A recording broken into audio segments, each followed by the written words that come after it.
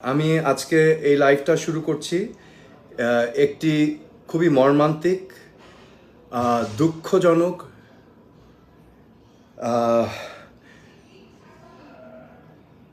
যেটা আমি ভাষায় প্রকাশ করতে পারবো না এমন একটি হত্যাকাণ্ড নিয়ে, যেটা শুধু বাংলাদেশের ইতিহাসে না পৃথিবীর ইতিহাসে বিরল। আমি আজকে বিডিআর হত্যাকাণ্ড, যেটা 2009 সালের 25শে ফেব্রুয়ারি ঘটেছিল, আজকে আমি সেই বিষয়ে দুই একটা কথা আপনাদের সামনে তুলে ধরব। একটি সংবাদ সম্মেলনের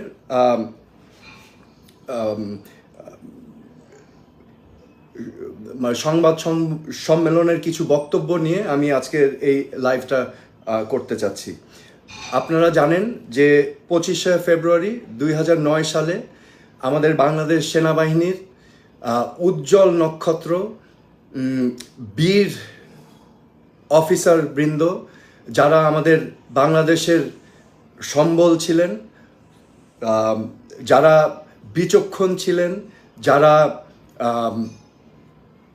তুখোর আর্মি অফিসার ছিলেন এবং বাংলাদেশ আর্মির সেনাবাহিনীর মেরুদণ্ড ছিলেন, সেই 57 জন বীর অফিসারকে আমরা হারিয়েছি এবং আরও কিছু সিভিলিয়ান ওই দিন নিহত হয়েছিলেন। তো এই জঘন্যতম হত্যাকাণ্ডের নিয়ে আজকে আমি এই লাইভটা করছি। গতকাল আমি লক্ষ্য করেছি, খুব আশ্চর্য হয়ে গিয়েছি আসলে আমি যখন এই প্রেস কনফারেন্সটা দেখেছি। গতকাল একটা প্রেস কনফারেন্স হয়েছিল মেজর জেনারেল অবসরপ্রাপ্ত মতিনের নেতৃত্বে। সেই প্রেস কনফারেন্সে ওনারা তুলে ধরেছিলেন বিডিআর হত্যাকাণ্ডের নানা দিকগুলো। তারা যেই তদন্ত করেছিল সেটার বেশ কিছু দিক তারা তুলে ধরেছিলেন। তো সেখানে আমি আসলেই বিস্মিত হয়েছি, আশ্চর্য হয়েছি যখন আমার প্রসঙ্গ টানা হয়েছিল। সো আমি আপনাদের সম্মুখে এই ক্লিপটা একটু প্লে করছি, হ্যাঁ, আপনারা একটু শুনেন এবং আমি এই ক্লিপটা নিয়ে আসলে কথা বলবো। এখানে মেজর জেনারেল অবসরপ্রাপ্ত মতিন সাহেব কিছু কথা বলছেন, এই ক্লিপটা একটু আমরা দেখছি। সরাসরি ভূমিকা ছিল। সারা খাতুন ওখানে গিয়েছেন, কি কারণে গিয়েছেন আমরা জানি না। উনি ওখানে গিয়ে অস্ত্র সারেন্ডারের একটা নাটক করেছেন, কিন্তু ওইখানে যে ফ্যামিলি বসা ছিল, আটকা ছিল, তাদের কোনো খোঁজ খবর নেন নাই। তিনি শুধু বিডিআর সৈনিকদের বলছেন তোমাদের অস্ত্র তোমরা জমা দিয়ে দাও, আমি চলে যাচ্ছি, এটা বলে উনি চলে আসেন। তারপর হচ্ছে যে সোহেল তাজ, উনি স্বরাষ্ট্র প্রতিমন্ত্রী ছিলেন, উনার কোনো ভূমিকা দেখি নাই, কিন্তু আমরা শুনেছি তিনি যারা খুনি তাদেরকে বাইরে পাঠানোর ব্যাপারে সুবিধা করে দিয়েছিলেন এবং এটা আমাকে বলেছিলেন জেনারেল এরশাদ, যেটা এটা আমাদের কুটুমিনকের যে নামগুলো আমরা আনতে পারিনি আমাদের সীমাবদ্ধতার কারণে, হ্যাঁ। এবং জেনারেল এরশাদ আমাকে বলেছেন আমি জানি কারা কারা এই প্লেনে করে খুনিদেরকে বাইরে পাঠানোর ব্যবস্থা করেছে। তারপরে আচ্ছা, তো আমরা এখানে স্পষ্টভাবে শুনলাম যে উনি বললেন যে সোহেল তাজ সে সময় স্বরাষ্ট্র প্রতিমন্ত্রী ছিলেন এবং তাদের ইনভেস্টিগেশনে আমার সম্পৃক্ততা থাকার কোনো তথ্য, কোনো এভিডেন্স তারা পাননি।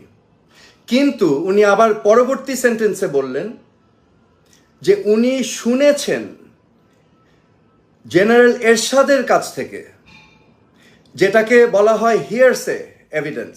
তিনি শুনেছেন, যেটা এভিডেন্স না, সরি, এটা হিয়ারসে, যে জেনারেল এরশাদের কাছ থেকে শুনেছেন যে আমি নাকি এখানে পলায়নের জন্য ব্যবস্থা করে দিয়েছি, এবং জেনারেল এরশাদ শুনেছেন অন্য জায়গা থেকে।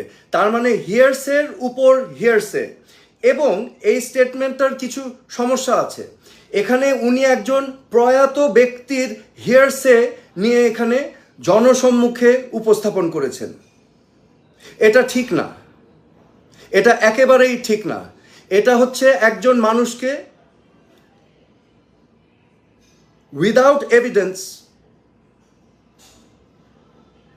কালিমা দেওয়া, ঠিক আছে? এটা একেবারে গ্রহণযোগ্য না। আমি যখন এই বিষয়টা, এই ইন্টারভিউটা দেখেছি, এই প্রেস কনফারেন্সটা দেখেছি, আমি আশ্চর্য হয়েছি, আমি স্তম্ভিত হয়েছি যে এরকম একটা নিকৃষ্ট জঘন্যতম হত্যাকাণ্ডের সাথে আমার নাম কেন বারবার একটি মহল চেষ্টা করছে এটার সাথে আমাকে সংযুক্ত করতে, উইদাউট এনি এভিডেন্স, হিয়ারসে। তো আজকে আমি মনে করি যে এই কথাবার্তাগুলোর কারণে আমার পরিবার, আমার শহীদ পিতা তাজউদ্দিন আহমেদ বাংলাদেশের প্রথম প্রধানমন্ত্রী ছিলেন, আমাদের মহান মুক্তিযুদ্ধের নেতৃত্ব দিয়েছেন। আমার মা সৈয়দা জোহরা তাজউদ্দিন আজীবন বাংলাদেশের মানুষের জন্য নিজের জীবন উৎসর্গ করেছেন, গণতন্ত্রের জন্য, মানুষের জন্য কাজ করেছেন। আমাদের পরিবার এবং আমার ভাবমূর্তি ক্ষুণ্ণ হয়েছে। আজকে আমি মনে করি এই ধরনের ইররেসপন্সিবল কথাবার্তা থেকে আমরা বিরত থাকব, এবং আমি জেনারেল মতিন অবসরপ্রাপ্ত, ওনাকে আমি রিকোয়েস্ট করব, আন্তরিকভাবে অনুরোধ জানাবো যে আজকে এই কথাগুলোর মধ্যে দিয়ে আমার ক্যারেক্টার, আমার চরিত্র, আমার ব্যাকগ্রাউন্ডে যেই ক্ষতি হয়েছে, আপনাদের দায়িত্ব সেই ক্ষতিটাকে আপনারা কিভাবে ক্ষতি সাধন করবেন এটা এখন আপনাদের দায়িত্ব। আমি আপনাদের কাছে এটা আমি অনুরোধ করব, আপনারা জনসম্মুখে এসে আপনারা ক্লিয়ার করবেন এটা কেন বলেছেন। This is not right. একজন নিরপরাধ নির্দোষ মানুষকে এরকমভাবে উইদাউট এভিডেন্স, হিয়ারসে, একজন মৃত ব্যক্তি, প্রয়াত ব্যক্তির কথার উপর ভিত্তি করে সে আবার হিয়ারসে করে শুনেছে, ওটা দিয়ে আপনারা বলে দিলেন। এটার উদ্দেশ্যটা কি? কেন করলেন? Why did you do it? আমার কাছে এখন আমি মনে করি আমার প্রশ্ন এবং সকলের প্রশ্ন যে এটা কেন করা হলো, এটার পিছিয়ে উদ্দেশ্যটা কি? আমি জানি যে একটি মহল বেশ কিছুদিন ধরে এই ধরনের নানা ধরনের আলাপচারিতা ইন্টারনেটে ছড়িয়ে দিচ্ছে, এবং এটা একটি ক্ষুদ্র অংশ, উইদাউট এনি এভিডেন্স, হিয়ারসে বলে একটার উপর একটা বলছে। তো আমি আবারও অনুরোধ করব জেনারেল মতিনকে যে আপনি দয়া করে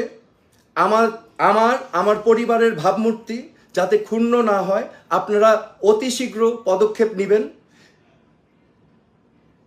এবং এই যে একটা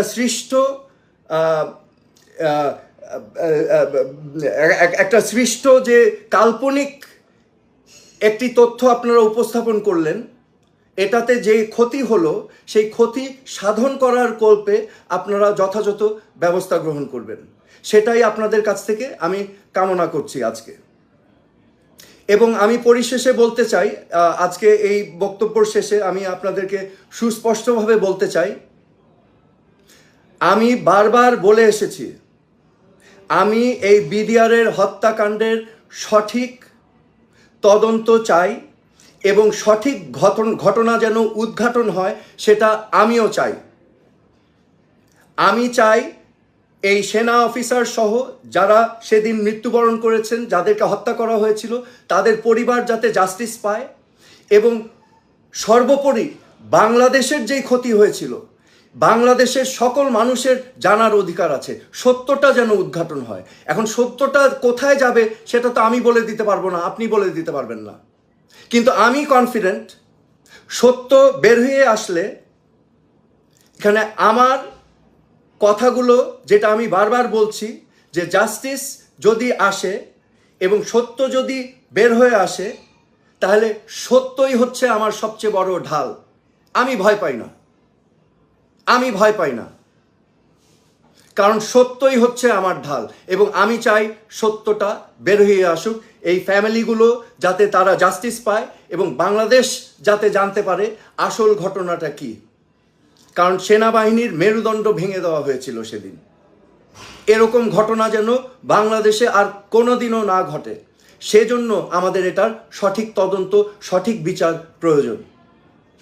তো আমি আর কথা বাড়াবো না, আপনারা সবাই ভালো থাকবেন, সুস্থ থাকবেন, আমার জন্য দোয়া করবেন। আমি সারা জীবন আমার আম্মার একটা উপদেশ ফলো করেছি যে সোহেল, তুমি সবসময় সত্যর পথে থাকবে। সত্য অনেক সময় কঠিন, কিন্তু সত্য কিন্তু চিরস্থায়ী হয়, এবং সত্যই হবে তোমার হাতিয়ার, সত্যই হবে তোমার ঢাল। এবং আমি আমার মায়ের সেই কথাটা অনুধাবন করে অনুসরণ করেছি সারা জীবন, এবং আমি ভবিষ্যতেও করে যাব। আপনারা সবাই দোয়া করবেন আমার জন্য। আপনাদের সকলকে অসংখ্য ধন্যবাদ জানিয়ে আমি আজকের এই লাইভটা শেষ করছি। ধন্যবাদ, সবাই ভালো থাকবেন। Thank you.